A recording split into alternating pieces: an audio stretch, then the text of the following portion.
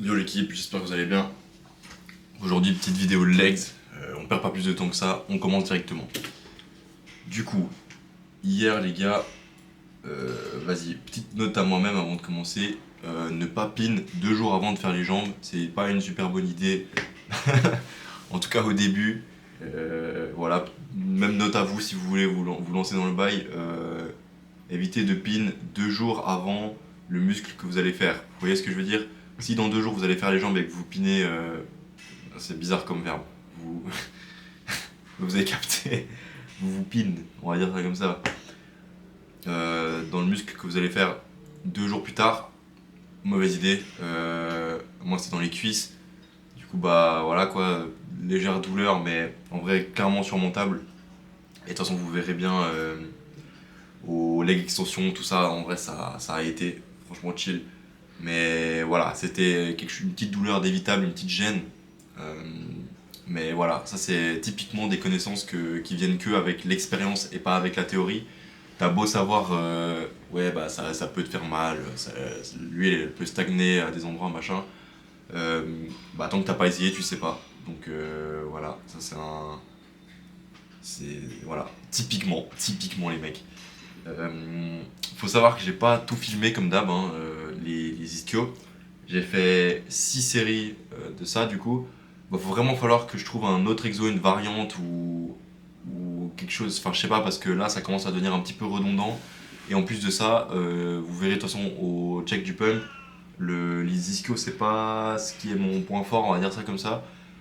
Enfin, pas parler de points faibles, mais en tout cas, mes quads sont plus développés que mes ischios. Du coup, on va essayer de rééquilibrer un petit peu tout ça. Putain, mon chat il pète un câble, je sais pas si vous entendez.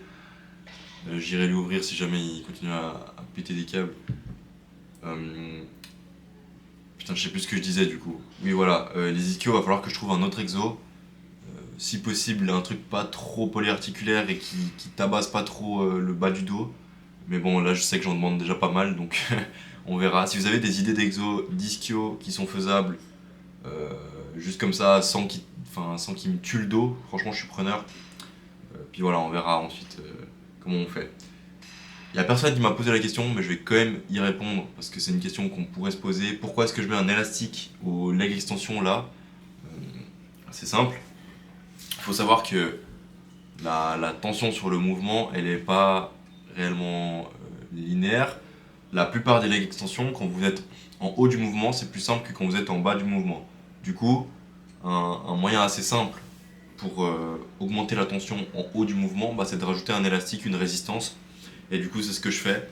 Et c'est aussi une habitude que j'avais dans mon ancien fit, parce que j'avais maxé la machine et puis c'était un petit peu relou de faire des séries de 15. Du coup, bah, j'ai juste rajouté une difficulté. Cette machine-là, elle est quand même un peu plus lourde que la machine de mon ancien fit. Elle va plus lourd et en plus de ça, le ressenti il est plus lourd. Sûrement parce qu'il y a moins de poulies.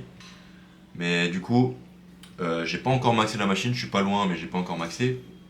Mais j'ai déjà commencé à mettre les élastiques, comme ça m'habitue un petit peu à cette tension qu'il y aura en haut du mouvement. Et je trouve que c'est vraiment cool, surtout si vous contrôlez bien le mouvement, d'avoir encore plus de tension. Ça, vraiment, c'est de plus en plus dur, plus en plus dur, plus en plus dur. En fait, vous voyez pas ce que je montre. C'est de plus en plus dur, plus en plus dur, plus en plus dur.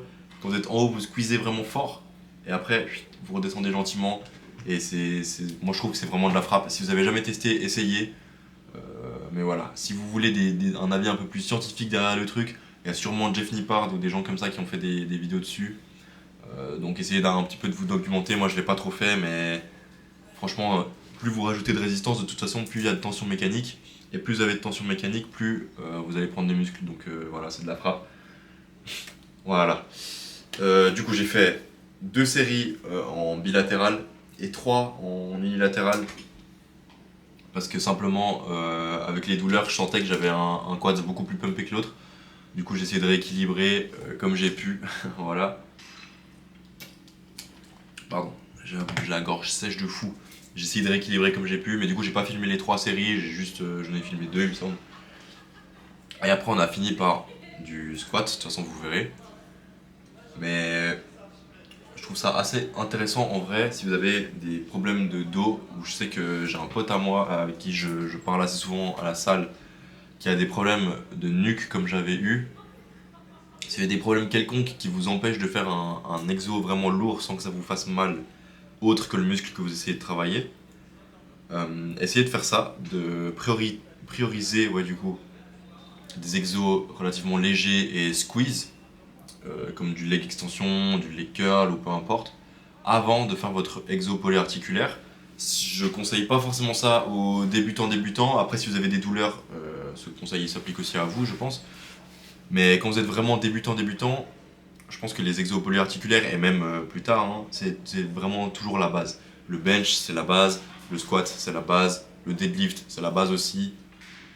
C'est vraiment des mouvements polyarticulaires, ça vous fait travailler presque tout le corps. Vous faites du deadlift, du squat, du bench, vous aurez pas un physique incroyable, vous aurez un bon physique et des bonnes bases.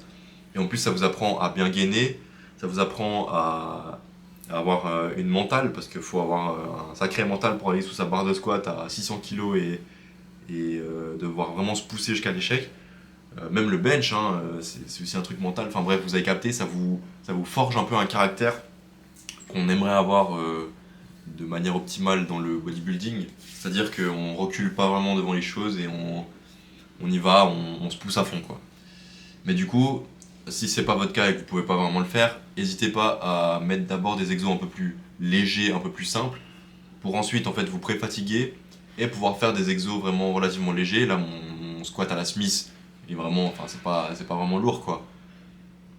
Et puis du coup, bah vous pourrez faire moins de reps vu que vous êtes plus fatigué, vous pourrez mettre moins lourd vu que vous êtes plus fatigué. Du coup, vous enlevez un petit peu une charge qu'il y a sur votre bas du dos ou sur peu importe à l'endroit où vous avez mal. Je sais qu'il y a beaucoup de gens qui ont des douleurs au genou.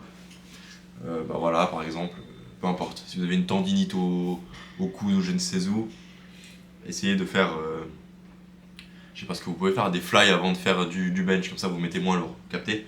Bref. Pardon, j'ai le nez bouché, je crois que je suis en train de tomber malade, c'est une dinguerie. Bref. Adducteur, je fais toujours 4 séries, 4 ou 3, ça dépend de mon humeur, je vais pas vous mentir.